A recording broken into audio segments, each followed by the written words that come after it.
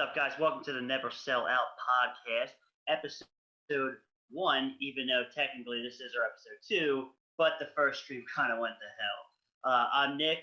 My co-host, as always, will be Andrew. How you doing up there, Andrew? I'm hanging out, man.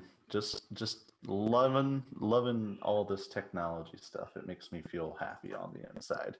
Yeah. How's it like being cooped up in your home? Not bad.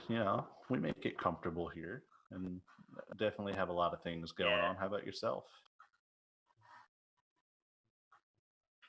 I can't complain, man. I just been watching probably way too much TV, but that's really not different.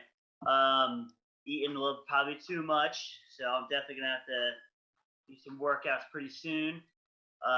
Currently, I'm binge watching The Sopranos because Hulu gave us HBO for free somehow. I'm not complaining. So binge watch Sopranos. I've been for the past 2 days been pretty obsessed with that. But other than that, man, I really can't complain, man. I'm safe. I'm healthy. I got really cute pets. I got a beautiful girlfriend. I'm fine. Can't complain over here. No complaints. All right. That's what I like to hear.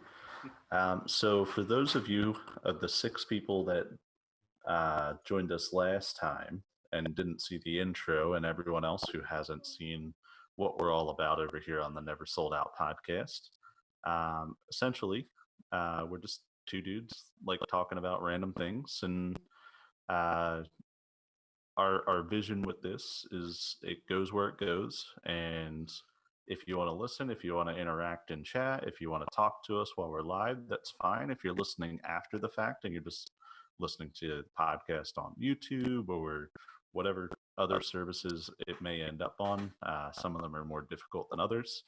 But if you're listening to us anywhere, we welcome you, and we welcome everyone, which is why it's never sold out here. We don't have tickets. We don't have gimmicks. We don't have anything. And we don't choose to sell out. If someone wants to give us a product to look at or review, or even if no one gives us anything and we want to review the stuff that we use on an everyday basis, we're not going to shill out and try and make it seem like we're trying to make a quick buck from someone. We're going to be honest with our opinions on this. So enjoy the sultry sound of our voices for the next however long we do this. Yeah, man. So, what is on the topic chart for today there, Andrew? Anything you want to talk about right off the bat? Well, you already kind of started. Where I was going to go first was with TV talk and see what's going on. You're watching The Sopranos. I always hear good things about it. Never actually watched any episodes. Is this your first time going through?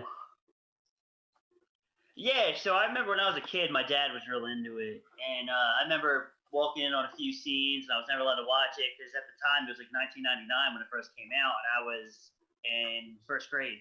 So, so when there was one of those shows when my dad was watching, and I was kicked out of the room, and I would kind of like peek scenes, a little bit of scenes, and I remember seeing certain scenes thinking it was so like violent, and then like going through it. Now it's still great, but like, damn, has TV and movies have changed so much since that show, but so far I love it.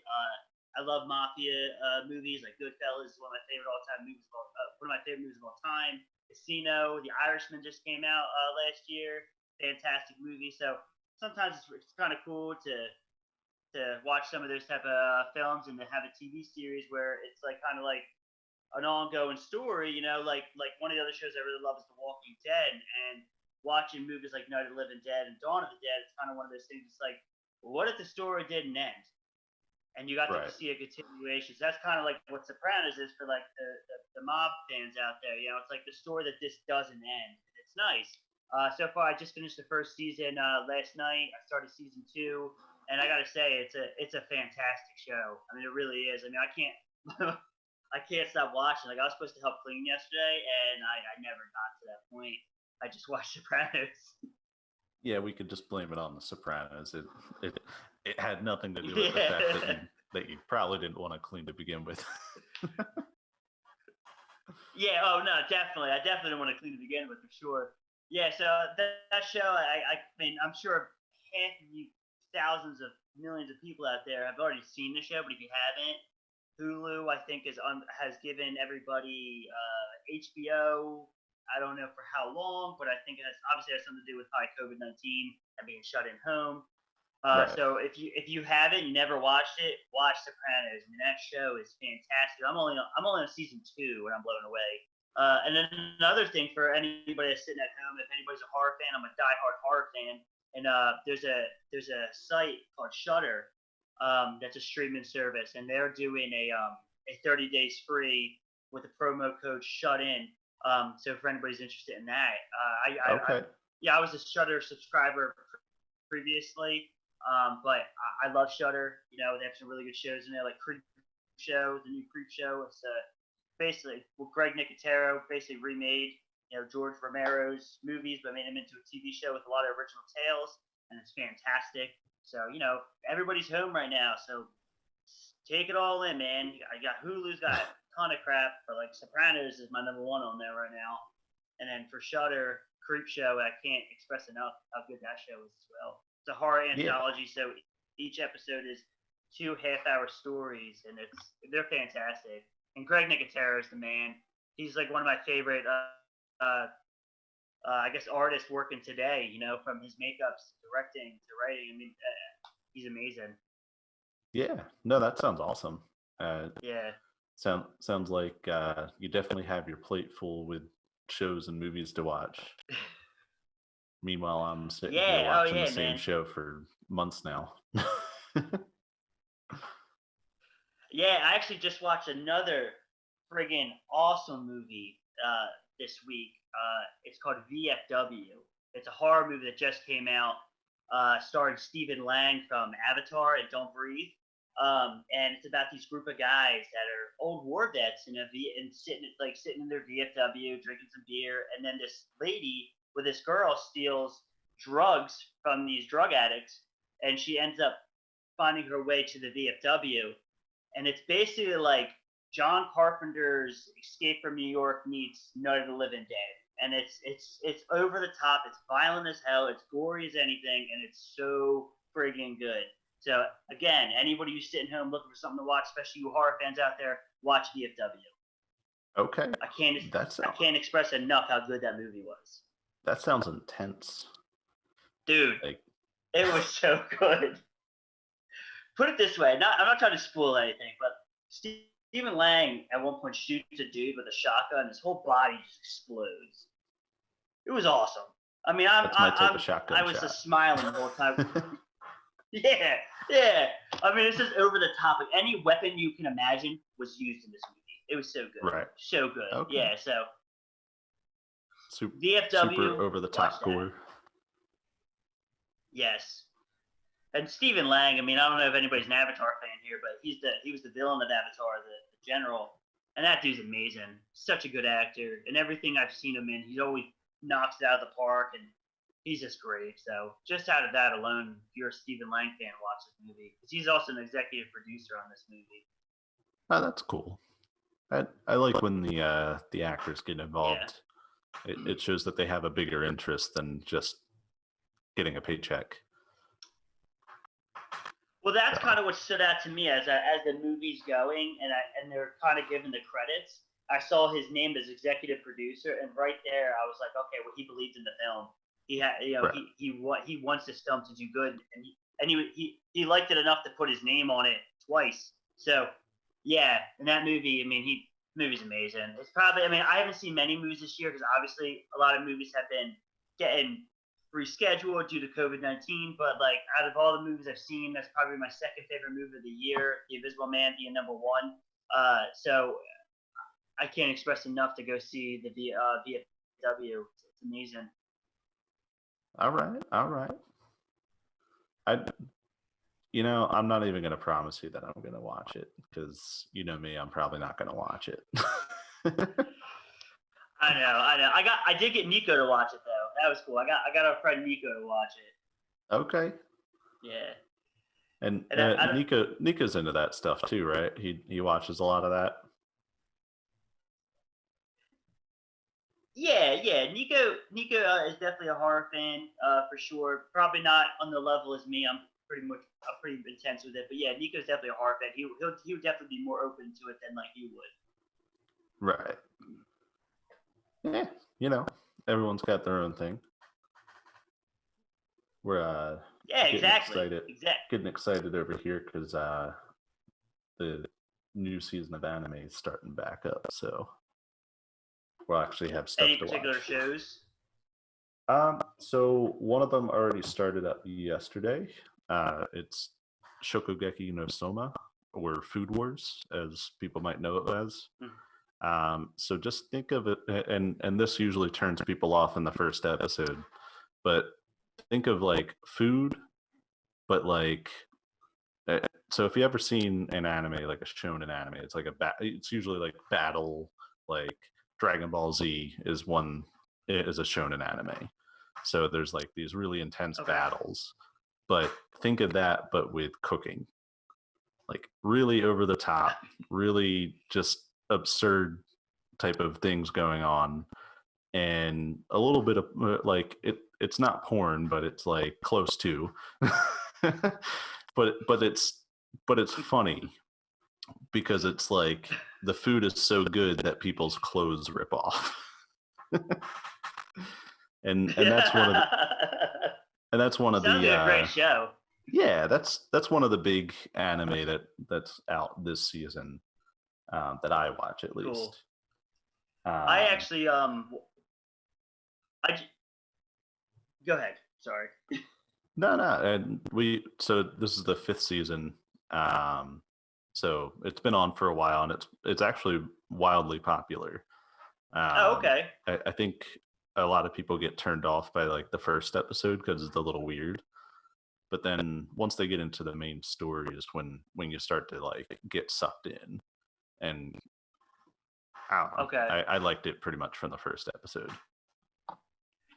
Well, I mean, I think the premise actually sounds funny. I mean, Andrew could tell you I'm not a big anime guy, never have been. I mean, I'm one of the only people that are apparently a fan of the live action Death Note.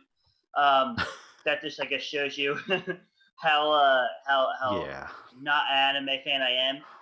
But that show actually had something I'd probably watch if I was hanging out with Andrew. It sounds funny as hell. I mean, food's so good it blows your clothes off. I mean, it's basically how I feel when I eat Taco Bell. So it's definitely a show that sounds really interesting. And it's funny, I actually did watch an anime this week. You know how much I always talk about that one movie, The Train to Busan, the Korean horror zombie film? Yeah. Where they have a prequel movie that's an anime, and it's called Seoul Station. So I watched it, and it blew me away. It was amazing. So yeah. Okay. So I have watched a little bit of anime for you there, buddy. All right. Look at you. Hey, moving up. Nick, the next anime watcher. Yeah. Yeah, if you like the live action Death Note, you would love the anime Death Note. Like, it's way more in depth. There's way more going on than just the flashiness of the movie. And that was one of the first anime that I watched, other than like the ones that you watch as a kid, like when I watched G Gundam growing up, or like Zoids, like like you watch all those as a kid, but then when you grow up, like one of the first like adult anime I would say that I watched was Death Note, and it's fantastic. That's something I'd actually be interested in watching, because the whole premise, I mean, again, I don't know how much the movie took from the source material, but I like the idea of the kid like writing the name down, and and the people die, like in the movie when he was like, I think correct me if I'm wrong, but they write the name and then they write like how they're supposed to die, right? Yeah, so one of the things is like, you can write how they die if you don't, and when they die, but if you don't write anything, they just die of a heart attack, like in, I think it's like a couple minutes or something like that. But yeah, the overall premise. Did the first name of the. No, you go ahead. When he did the first name of the Okay, who did the first name of the bully, and the ladder took the head off? I'm like, yo, Yeah, that's yeah. lit. So it's cool. Basically, the premise of the movie is the same as the anime. There are these gods up above that one of them gets bored and he drops this death note down onto the earth because he wants to be entertained. And then the main character in the movie it's the same. He's got the same name, but the main character in the movie, in my opinion, is a little dumb. Whereas in the anime, he's like a super genius, like high school kid. Like he's very very smart, and he finds this death note and doesn't at first is a little hesitant to use it, and then he does use it and realizes that he can. Then the power kind of corrupts him at that point, without spoiling anything else. But if you enjoyed the movie, the anime, you'll once you watch it, you'll know why everyone was pissed off. Yeah, because like I said, I never saw the anime. One night I saw it released by Netflix. I'm a huge fan of the director Adam Wingard. He directed the movie You're Next. He did the sequel to the Blair Witch. He's also currently doing Godzilla vs Kong. So I'm a fan of his.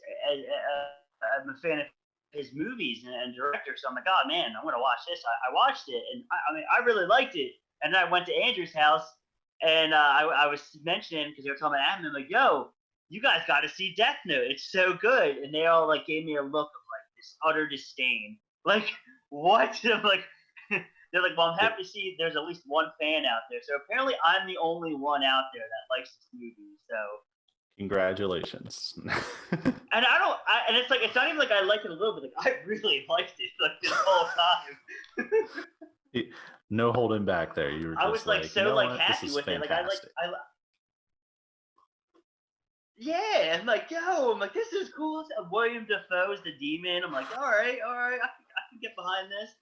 And I liked it, man. I mean, but I mean, I guess I got to see the anime, and maybe I'll be a hater because I'm also one of those people that thought, well, you were with me on this. We both liked the Avatar, the last Airbender movie.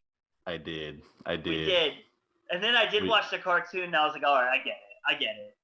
Right. Yeah. And like even when we went and saw the movie, like I had seen some of the cartoon, but like I wasn't like emotionally invested in it. And then we saw the movie, and me and you were both like, "Oh, this is a really good movie." And then everyone was like, "Oh, it's the worst movie ever made," and we're just like, "Nah, like it was really cool. Like for the time, like the CGI was pretty decent, and like I don't know, Yeah. I just remember leaving the movie like I was satisfied with the movie that I went and saw. Yeah, we were into it, man. Yeah, I was like, all right, yeah, Avatar's pretty good, man. And then like I watched the cartoon, I'm like, okay, I get it, you know, like. Yeah. But again, this goes back to like what we were talking about last week, where it's like it's hard to make a movie from an entire like TV show or video game because you have way much more time in both of those medias than you do in a movie. You have to cram all this content into a sub 2 hour movie most of the time. So it makes it more difficult. And I think we always grew up having a more open mind to movies than most other people. For sure. I think so. I mean, the more you guys watch, if you're going to see that me and Andrew's opinions of movies and TVs is probably a bit more obscure than most. We're pretty easy to please. You know, for us to say something sucks, we must have really hated it. Because we pretty much can have a good time with them as anything. I mean, I don't know. I'm not going to apologize for liking certain movies, you know, like there's so many people out there, like, because obviously I'm pretty involved in the fandom, especially in horror. And one of the movies that gets like crapped on a daily basis is Halloween Resurrection. And I talked about it last week. I don't know if it's because me and Andrew grew up with it. You know, when we were a kid, I mean, that's the movie. You know, when we went to watch a Halloween movie and we went to Blockbuster, that was the one on the shelf. I'd rent it. We liked it. I mean, granted, yeah, trust me, even as a kid, I thought Busta Rhymes doing the kung fu thing was stupid. But at the end of the day, I thought the story, if you cut that part out, I thought the story, like the movie was fun. It was nowhere near the best Halloween movie. It's definitely, if I rank them all, it's still on the very bottom. But I don't hate that movie at all. And I think Brad Lorry did a great job playing the shape. I really do. And Andrew, tell you, Halloween is my favorite franchise of all time. I do not hate Halloween Resurrection. I can't even lie. I don't hate it. If I do a Halloween marathon, I don't skip any movie. I watch them all, and I have fun with all of them. You know, and another movie that's like I think is very misunderstood in that franchise that people hate, but it's actually like probably in my top 3 favorite Halloween movies was Rob Zombie's Halloween 2. I thought Rob Zombie what he did it's so different, and the story and the performance by Brad Dourif, who was also the voice of Chucky, was so great that Halloween 2 is, I think, one of the most misunderstood movies of the franchise. And again, it's an unpopular opinion, but it's one of my top 3 favorite Halloween movies of all time. And I'm not going to apologize Yeah, for it. and nor should you. Again, you have your own opinion. If people don't like it, then deal with it. Yeah. Well, like I feel like we live in a time where it's like people are so afraid to have their own opinion because if they like for Star Wars, for instance, we touched on it last week, but again, unless you were the 6 people that watched it, you didn't know. But me, like I like every single thing Star Wars has done. Okay, I'm a fan, and that means even what Disney's done. And I posted that I like Rise of Skywalker, and people were like, "You got trash taste," but when you get like utterly offended by the fact that I liked Rise of Skywalker, do you think do you think I care that you are upset that I like a movie? I mean, come on, if that's what makes you upset in life, you have a lot bigger issues out there. Okay. Yeah. And second of all, I'm not gonna just change my opinion because someone's angry at me. It's just not gonna happen. I like the Disney sequel trilogies. I have nothing against them. They're cool. They're fun. I enjoy them. The technology's great in them. They look amazing. And then people, I'm telling you, like people, I see people saying like, oh, I like The Last Jedi, but you put them in a crowd of Star Wars fans, and they're like, oh, Last Jedi sucked. Like why are you telling me over there that you liked it, but now you're in a crowd of people, you're gonna tell me you hate it? Like, just if I could give any advice out there for the people in like the film world, all you nerds out there that are like us, we're geeks, we're nerds, we're dorks, whatever. Just like what you like. If someone gets angry about it, then they have way bigger problems out there, man. Way bigger problems. Yeah, and like I said, I liked The Last Jedi. I didn't watch Rise of Skywalker yet. I might eventually, but I saw nothing but positive trends for the Disney Star Wars franchise after I always forget the name of it, the episode 7. Awakens. Yeah, ever since that, I think that was just like their baseline that they wanted to start with, and then they went nowhere but up from there. Mm-hmm. So I just don't see an issue. That's what I feel. Well, I feel like the first stuff, out of all the sequel trilogies, or out of all the movies that Disney's done, believe it or not, The Force Awakens is my least favorite out of all of them. Because The Force Awakens was the one that played it the most safe. The Last Jedi definitely did not play it safe, and that's why I think The Last Jedi is my favorite out of the sequel trilogy. And then Rise of Skywalker, JJ tried to do the best that he could, given the circumstances, and I think what JJ put out was really good. But I think the best thing Disney's put out, besides The Mandalorian, but out of the movies, is Rogue One. Rogue One was the best thing that Disney's put out. Yeah, Rogue One's great. And then Solo's great. Yeah, I like Solo a lot. Very, very underrated. I think everyone that I've talked to that's watched it, besides you, has said that it wasn't that good. And I was like, well, I guess you weren't really like into it for what it was. You were more expecting it to be like a traditional Star Wars movie, but focusing on Han Solo. And I think a lot of people are afraid of those side story movies because they don't understand what's going on for the most part. And I don't understand what's going on. I never watched any of the TV shows or anything like that. And there's a lot of like subtle hints to things that I have no idea about. But like at the same time, if I hear a name or I hear something that I don't know, it makes me want to look it up and be like, what's this? That sounds really cool. Yep. Yeah, well, I remember when I saw it, and spoiler alert for those who don't know, it's Solo Darth Maul is there. You know, he's back. And see, I knew he was alive because I watched Clone Wars, I watched Rebels, you know, I read the comics, I kept up, but some people I know that didn't know he was alive and like called me like, yo, what the hell is this? And I told them, and then they went and watched the Clone Wars episodes where he appears. Yeah, I think you had said something to me at one point, but it was still really cool to like see and visually know that like Darth Maul was actually still there, because as a kid growing up, who didn't want a Darth Maul lightsaber and like do all the flips and tricks with it that he was doing in the movies? Like, who didn't want that? I'm pretty sure everyone at one point wanted that lightsaber. They wanted to do all the cool things. They wanted to dress up as Darth Maul because he was the coolest looking bad guy that you could imagine. And his fight scene lived up to the hype that they built up. Yeah, I couldn't agree more. I was him for Halloween. Exactly. Who didn't? Who didn't want to? I mean, I think I was one of the early adapters of Obi-Wan Kenobi. Like, yes, you were. I was like, ever since Episode 1 came out, I was like, I like Obi-Wan Kenobi. And like, not really tying it back because I was too young to realize that it was like the old dude from the original movie. So I'm just like, oh yeah, I like this character. He's cool. And then he grows up to be like one of the most famous Jedi in the world.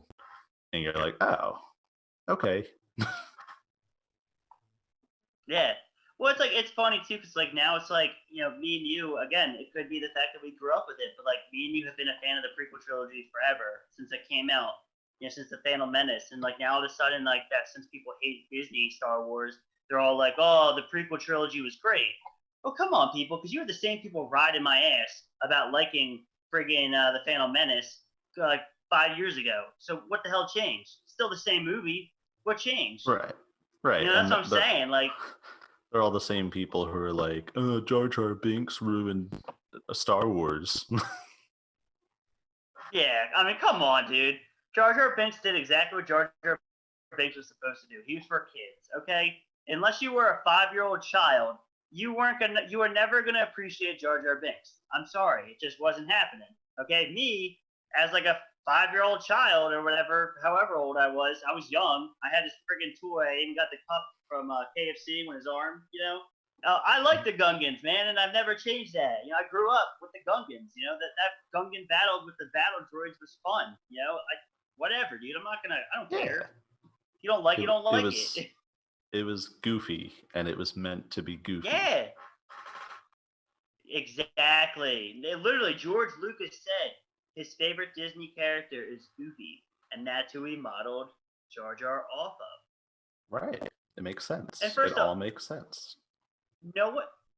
Everybody wants to talk about like, you know, like Avatar being like with like the motion capturing of Avatar, right, being so revolutionary. How about giving Ahmed Best, the guy who played Jar Jar Binks and motion captured for Jar Jar Binks, the credit?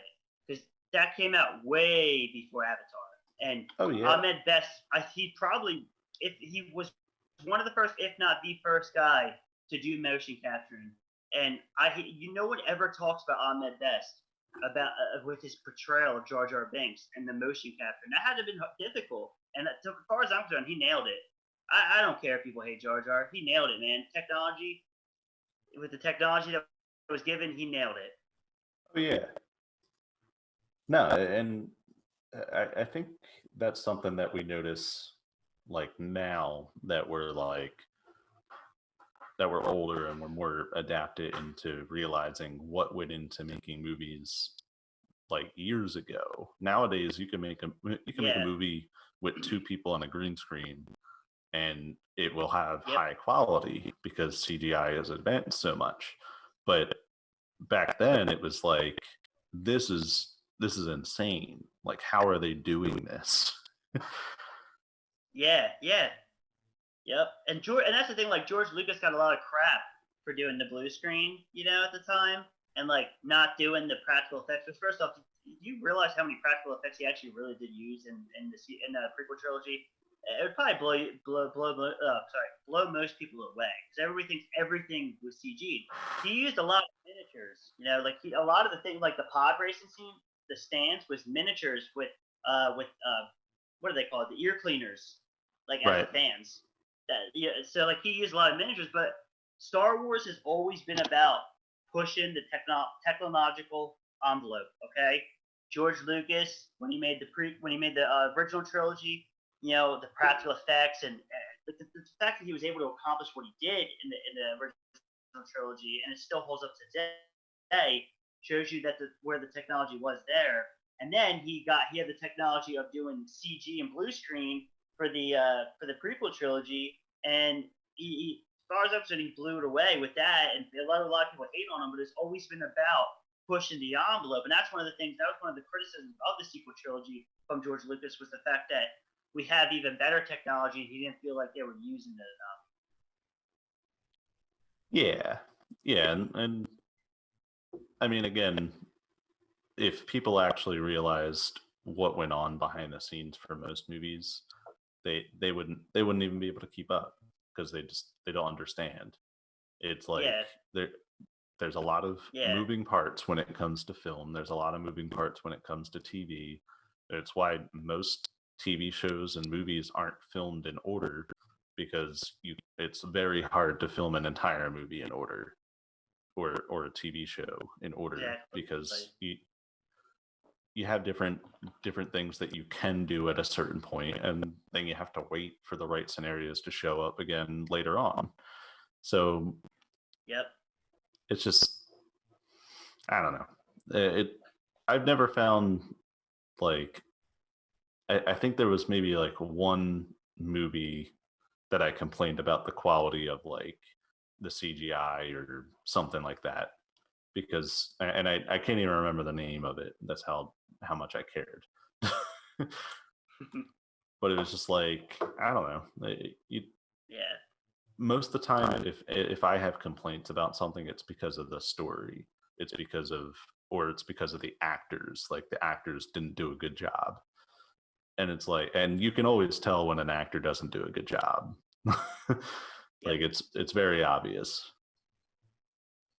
Well, I'm definitely way more forgiving, like with certain effects. Like you said, like I can like first off, like one of the movies I really like is The Mummy Returns, and the ending of that movie is like looks like a crappy video game with the CG. I mean, when The Rock comes out as a Scorpion King, it's terrible CG, but the story, in my opinion, was good, so I can forgive it. That's for me the most important thing of a movie is the story. I could forgive almost anything, and the acting, because if you're not bringing the acting, how am I supposed to believe the story if I can't believe, what you're doing, So acting and story is always the most important. I could forgive a lot of crappy effects, if the story is that good. Yeah, and that's the one thing that I've always felt is just like, some people are just way too involved in thinking that it all has to do with the effects and how everything comes together. But you can have great movies with very little effects and very little, like, anything else going on. You can, I mean, I watched the one movie, what was the name of that? It was like Buried or something, and it was just inside of a casket the whole time. Ryan Reynolds? Yeah. Ryan Reynolds? Yeah, that movie's great. Yeah. Well, how about Paranormal Activity? Right? The first one? Yeah. Yeah, first one. Very, very little. First of all, I think they made the movie for like $100,000, and it made crazy amount of money. But it was very little. They had to do very little in that movie. Like a lot of really good practical effects, and but the story was good and it was Yeah. scary, because it was Uh, the unknowing. I remember going to the theater to watch it, and it was terrifying. Like, it's not as Mm-hmm. terrifying if you're watching it at home during the day, like with the lights on and all that. Like, it was Yeah. scary if you went to the movie theater, dark movie theater with all the sound coming through, and it still creeps me out a little bit.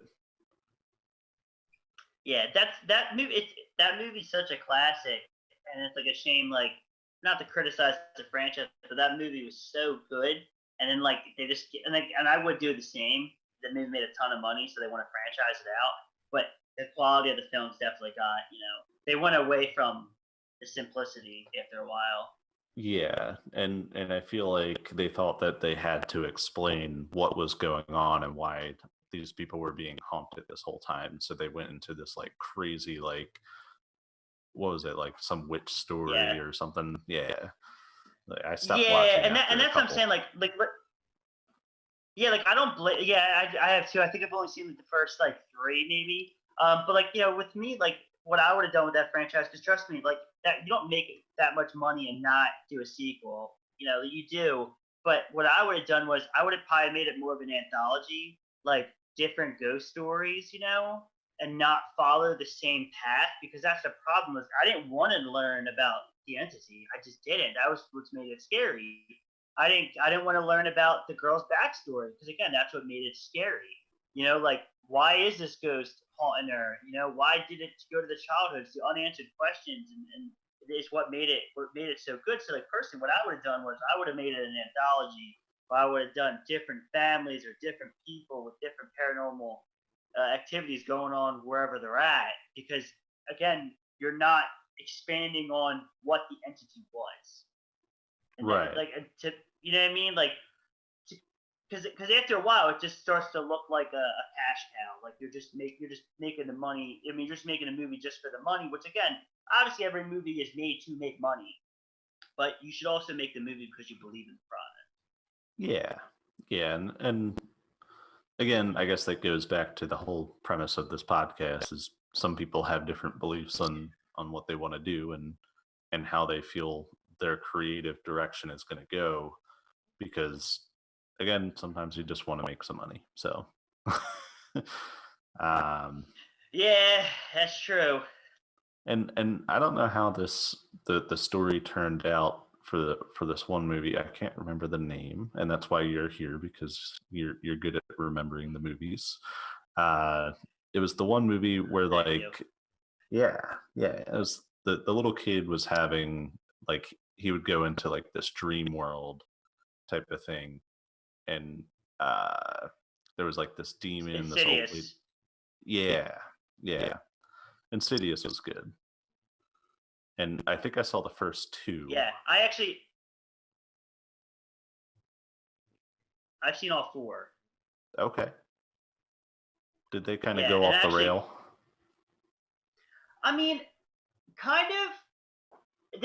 I'll tell you this. The first two are very strong. The third one is good, and then the fourth one is kind of like progressively goes down as each Hmm. movie happens, but it's still strong enough that I don't feel like that there's no consideration put into it. You know what I'm saying? They're like definitely it's definitely not the worst franchise I've ever watched.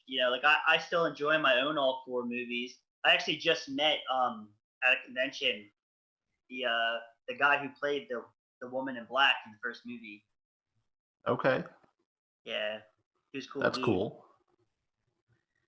Yeah, but that's a good franchise, man. I mean, like the fourth movie's kind of like the fourth movie's not really on the level as all of, like, the fourth movie is definitely my least favorite. I don't hate it. I enjoyed what it gave me, but the first three I think were really solid, especially because like the team that was behind it, like James Wan did the first two, and then Lee Wanell, who just did my favorite movie of the year so far, which is The Invisible Man, made his directorial debut doing Insidious Chapter 3. So he got to really show his potential with that film, and that's what to me. That's probably why I like the film more than the fourth one, is because it, Lee Wanell. But Yeah.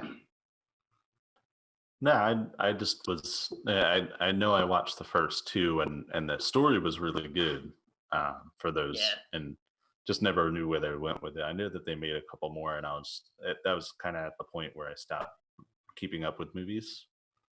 So I was like, Yeah. I wonder how that went.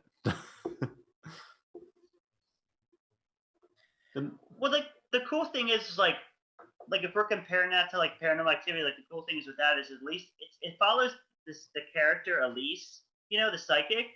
But right. like what's kind of cool is they don't beat it with a dead horse like the last two movies, 3 and 4. They're not the same ghost, right? They're not the same Okay. entities or demons. Like it's not the lipstick guy, it's not their woman in black. Like it's a new ghost. So to me, it's kind of nice to see like new stories with new demons and ghosts. Yeah, no, that's cool, and that's what I would kind of hope that they would move away from was just pinpointing on one particular ghost and one particular family, and then move on to a different family and Exactly. different problems. And I think that's what a lot of movies have issues, and even a lot of video games, for that matter, have issues moving away from a certain set of storylines. And like my favorite franchise for video games, Assassin's Creed, had that issue for a few years because Assassin's Creed 2 came out, and that was in Italy, and that was with Ezio Auditore, and Mm-hmm. he was one of the one of the greatest video game characters, alongside the present day counterpart in that franchise, which was Desmond Miles. And there's two stories kind of started and ended at the same time, which I thought was really cool. So they started with Mm-hmm. Assassin's Creed 2 with Ezio, and then they went on. The next one was Assassin's Creed Brotherhood, which expanded on everything that happened at the end of Assassin's Creed 2. And one thing I always appreciated from those video games was that they had that present day counterpart, and it was really cool how they lined it up, because it was all during the time of like 2012, the Mayan calendar, blah blah blah, all that. So like a lot of it, once they got to Assassin's Creed 3, which was I think Desmond's fifth game that he was the present day character in, and that's when they ended him off, and it ended with like the end of the world 2012, and like he saved humanity because he gave up his life to save humanity. And I thought that was a good way of ending it, but they also, it felt like they were holding on to this story for too long, when they probably could have ended it at least one game earlier. But I think they really wanted it because Assassin's Creed 3 came out in 2012, so they wanted it to line up that way. So but I again, other games had that issue where they just hold on to a specific character for too long, and it's like, I think the Gears of War franchise suffered from it for too long, where they stuck to the same character arcs for I can't even imagine how many, and even when they killed them off, they bring them back, and it's like this makes no sense. Yeah. And I think it makes their death meaningless. Yeah, and like I always had an issue with that in TV shows and movies, where like they kill off a character and then they bring him back, and it's like, but he was dead. Yep. No, that's one of the things I hate. Like that's one of my biggest pet peeves. Like in like a movie or a TV show, you hit the nail on the head. It's like when they kill a character and then they resurrect them. It's like, dude, why? Just if you're gonna have the balls to kill them off, kill them off. Don't bring them back because of fan backlash or because you guys felt like you made a bad mistake. You got to roll with the story, man. You gave us it. You roll with it. You believed in it. But back to Assassin's Creed. Just because that's a franchise I think is pretty awesome. What are in Assassin's Creed? Because I've only seen like the first few of them. what are the time periods out of all the games? Because I know they tackle different time periods each game. What are the time periods they've done? Right. So for the first one, it was, and I'm trying to remember this correctly. I believe it was like during like the medieval era. Like it took place in like the Middle East, essentially, like Jerusalem and like that type of time period. And then the next 3 games were in Italy during the Renaissance. So like Leonardo da Vinci was there and all these like classic historical characters. And then Assassin's Creed 3 took place in the American Revolution.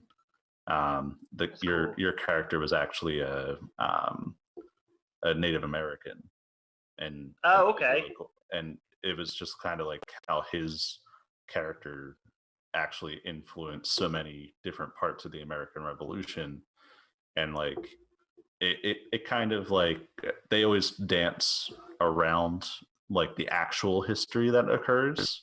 So like a lot of events, like big events in the world that happened actually happen in the games, but like you see it from like behind the scenes. You see it from like there's this hidden character, like this hidden person in the background of all these historical events who affected all of them. And I think that's a really cool aspect of the games. And then Assassin's Creed 4 after that, and they had a middle, like it was a DLC essentially for Assassin's Creed 3, which was Liberation, which hosted their first female character. And that was in New Orleans around the same time of the American Revolution. And that was the first game that introduced water battles to Assassin's Creed 3 and Assassin's Creed Liberation, where you had a ship and you were going out and shooting cannons at people, and so it was pretty cool. And then they went all in on that on the next one, which was Assassin's Creed 4, and that was Black Flag. So that was the pirate age in the Caribbean. And then coinciding with that, they had another game that came out the same year, which was Assassin's Creed Rogue, which was actually one of the few ones that I haven't played yet. And basically that was I believe it's the one and only game that they had where you're playing as a Templar. So in the Assassin's Creed games, you have the assassins on one side who are fighting for the people, and you have the Templar who are the almighty ruler people who want to take over the world and have everyone be like do what they want to do, not the other way around, not have the people have the freedom to speak for themselves. So basically in this game, in Assassin's Creed Rogue, you're playing as the bad guy, and you're playing as the father of the main character of Assassin's Creed 4. So that's something that you find out in Assassin's Creed 4 is the main character of that game, his dad was part of the Templars, and you join the Assassins. And so at the end, I think at one point you end up confronting your dad about the whole thing, and it's all really cool. Yeah. And then I believe after that came out Assassin's Creed Unity, which was in France. So that was like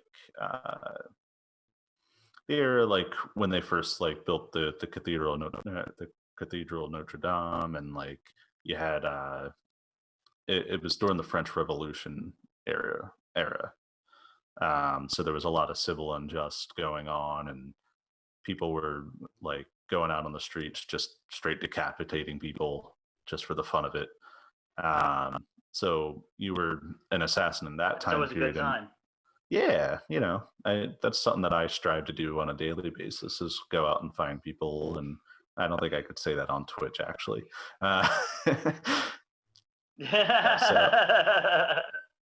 So then I think that was the first one where they introduced co-op gameplay. So you and 3 other people can play missions at the same time. So that was cool. So, and just to give a reference, Assassin's Creed 3 was the end of the main story that was from the main present day story that was from the first game all the way until that game. And then after that, I didn't really pay too much attention to the present day story because they jumped around with different characters. And I think in Assassin's Creed 4, the pirate one, you were actually you were basically a tester for the Templar of the present day, and you were what they were masking themselves as was an entertainment company, and you would jump into this machine, which is the Animus, and you would relive these memories, and they would take these memories that you relived and put them as like a movie for people to go and watch.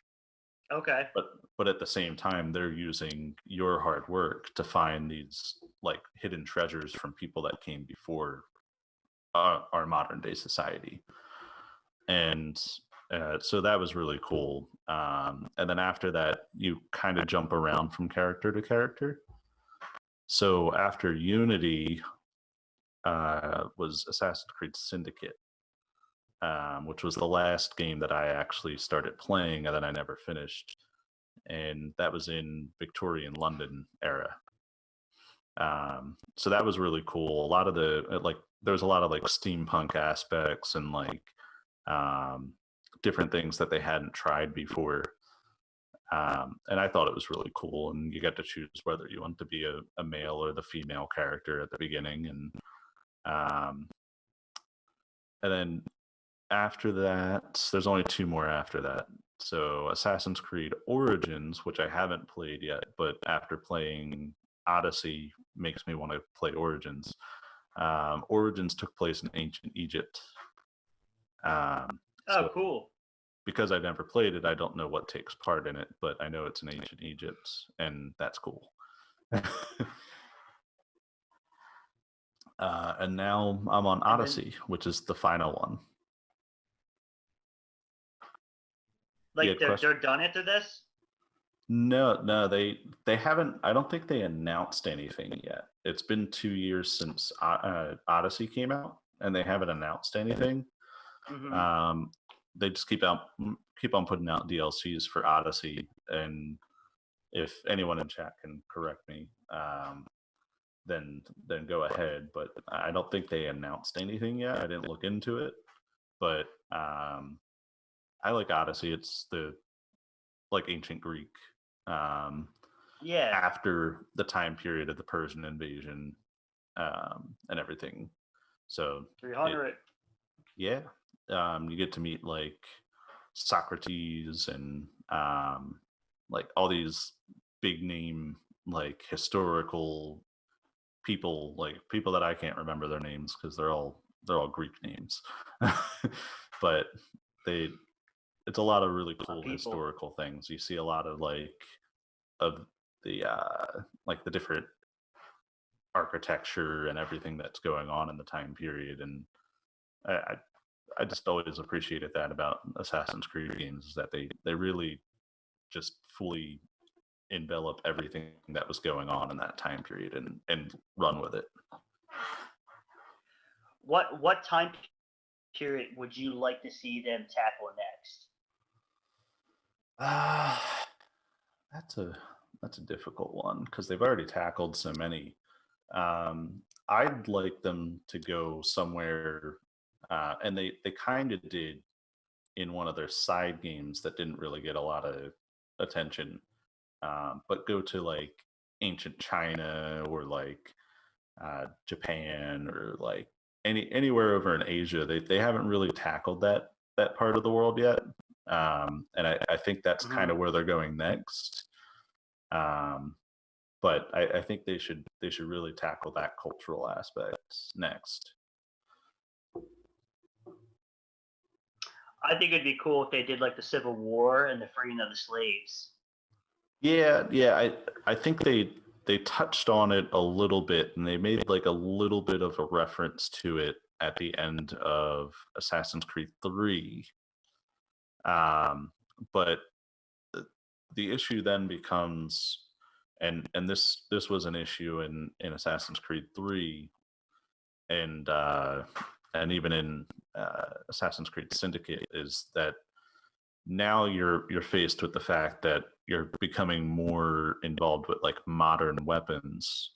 And one of the aspects of being an assassin that's cool is that you can sneak around with just like a sword or a blade and take out people sneakily, or you can go into a battlefield and you can, like back in like ancient Greece, like they're all using swords and everything, so it makes sense that you're going out there with like a sword or a spear or something.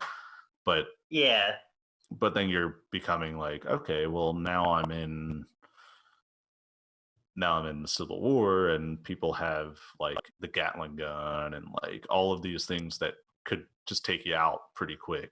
Like you're not really, and that's the hard part. And I think that's why they've steered away from all of that.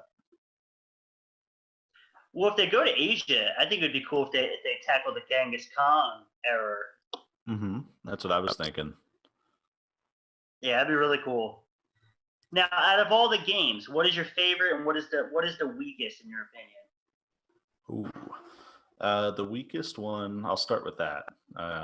Let's go with the weakest one is Assassin's Creed Unity, the French one. Nothing from that game really stuck out to me. The co-op gameplay was pretty bad, and the story on it was subpar. It was just one of the things that I like, and I'll touch on it with my favorite game, is the way that they blend how the stories are going between the old and the present day, and they didn't really touch on that too much in Unity, and I that's kind of when I started losing interest in the franchise, honestly. And when I played Syndicate, it kind of revitalized it a little bit, but then I just fell off from playing. So my favorite one is Assassin's Creed Revelations. So this one took place, so there was Assassin's Creed 1, 2, and then Brotherhood, and Revelations came after Brotherhood right before Assassin's Creed 3 came out. And Revelations has by far the best story out of any Assassin's Creed. And what they did with this one that was really neat was you're playing as Ezio in his final go in Assassin's Creed. He's an older guy. He's like in his 50s or 60s, and he's like starting to become less mobile. He's starting to become less able to do the things that he was able to do growing up, but he's becoming more wise, and he's finding out more about what's going on with the overall story of Assassin's Creed. So, and for anyone who doesn't know, that I'm going to go into some massive spoilers here, and I know Nick doesn't care because he's probably not going to play them, but if anyone's video games, if you don't have to be good with Assassin's Creed, that's one of the cool parts, is the difficulty is pretty low for a lot of them, and then once you get to the newer ones, they let you change your difficulty. But so in Assassin's Creed Revelations, playing as Ezio, you get more involved in where the assassins came from. So you travel to Constantinople. You're not in Italy anymore. So at the time, Constantinople was like the gateway of the world between the East and the West. So that everyone who was traveling from Asia to Europe to sell their spices had to go through Constantinople, and everyone who wanted to travel from Europe to sell their goods into Asia had to travel through Constantinople. And so you're finding out that the assassins have their own brotherhood going on in Constantinople. So you get involved in that, and then you start to learn about the beginning of the assassins, the beginning of the brotherhood, and that makes you get more involved with the character from the first game. So they bring back the Altair, who is the main character in the first game, and you actually get to do some missions as him. So like sort of like how the main story, like the present day person is in the Animus doing the memories of Ezio. Now Ezio is holding on to these objects from the beings that came before us, and he's able to access the memories of Altair. And so this basically brings everything around full circle and gives Ezio and Altair their full closure. Because Ezio, ever since Assassin's Creed 2, knew that he could communicate to the present day counterpart, which was Desmond. He was able to communicate with him through these items. So he instilled all of his memories inside these items and all of Altair's memories inside of these items for Desmond to find. And to say that I cried a couple times is an understatement.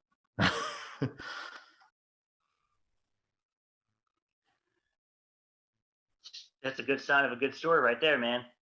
Yeah, and one of the cool things was that was kind of the end, like getting towards the end of that generation of consoles. So like that was when the Xbox 360 was still around and the PS3. And Yeah. they were kind of pushing the limits of how good something could look. And I could tell you that the opening cinematics, the opening way that like just the play style, it played out more like a movie than it did anything else. It was like one of the first times that you would see this opening part, and then you would start playing from the end of that intro. Like they had an intro cinematic, and then you would start playing right after that cinematic was done, and you were involved in that story that was going on in the cinematic. So it was revolutionary for the franchise at that point.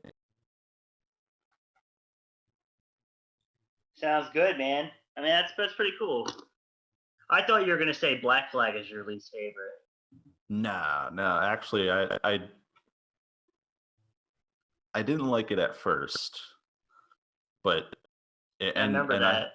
I think that was the hardest one for me to get sucked into, because I was playing it, and I remember telling you at the time, I was just like, I was playing it, but like nothing sucked me in. Like, and then there was a certain part of the story, and once I hit that certain part of the story, it was just like, oh crap, this is good. And then I think I finished the rest of the story like either the next day or like really right after that, because I played it overnight, and that was when I dumped way too many hours into video games. And I would start playing when I got home from work. I worked at McDonald's at the time, and I'd start playing when I got home from work at like 1 a.m. until like 6 a.m, and then I would go to sleep. Yeah. So have you beaten Odyssey yet? No. I'm as of last night, I'm almost 50% done the main story. Oh, cool. Yeah, so I still have a lot of story to go and a lot of action to go. The one thing I like about this game is it makes you pace it out, because you can't just blow through the story, because you're going to be terribly underleveled. Because in this game they actually have levels. I don't remember them doing that in the older games. Maybe I was just too sucked into them to realize. But there are some missions that you can't do because you're way too underleveled. Like I have like a list of like 50 quests right now, and at least 35 of them I can't do because I'm too underleveled. So it's pretty cool. Yeah, because I always remember them being kind of like free roamish, kind of. At least the one I played with Leonardo da Vinci.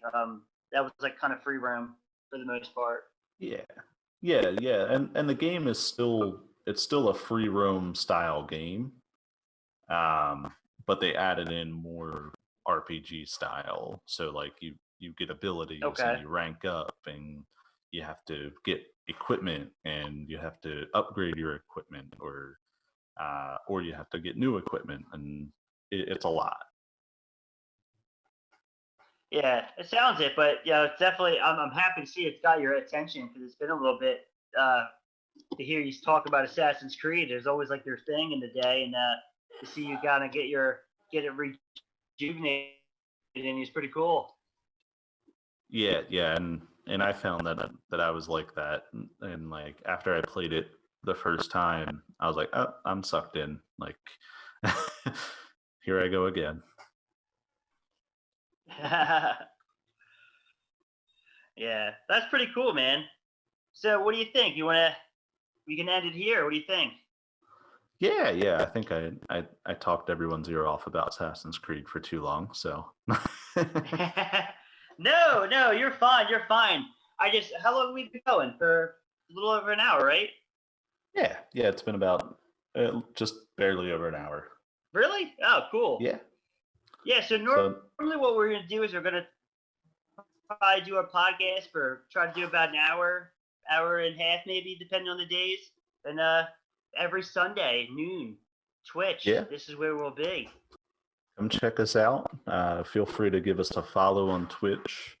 I believe I probably didn't put it on here, but I think I have a link somewhere to our YouTube on our Twitch. And if not, then I'll put it up there. And anyone who wants to follow us on Twitter, Instagram, it's all Never Sold Out PC for podcast is our handles. And feel free to give us a follow, like, subscribe, whatever the terminology is on whatever platform you are on, because there's a lot of them. And if anyone has any questions, wants to hang out with us, please feel free to always type in the chat and talk to us while we're going. Sometimes Nick hates my voice, so he wants to hear someone else talk. So. Well, screw that guy's voice. No, I'm just kidding. Right? That's what I'm saying. Nah, but yeah, if you guys are enjoying it, please, come check us out every Sunday. We're gonna be trying to do this religiously, like I said, every Sunday noon on Twitch. And if you can't make it on Sunday at Twitch, subscribe to our YouTube channel. The video was always being recorded, and we're gonna move it right to YouTube, and so that way no one ever misses out. So please, if you guys like us, keep coming back. Yep. All right. My stuff falls off the shelf. We'll see you guys next time, and enjoy your days.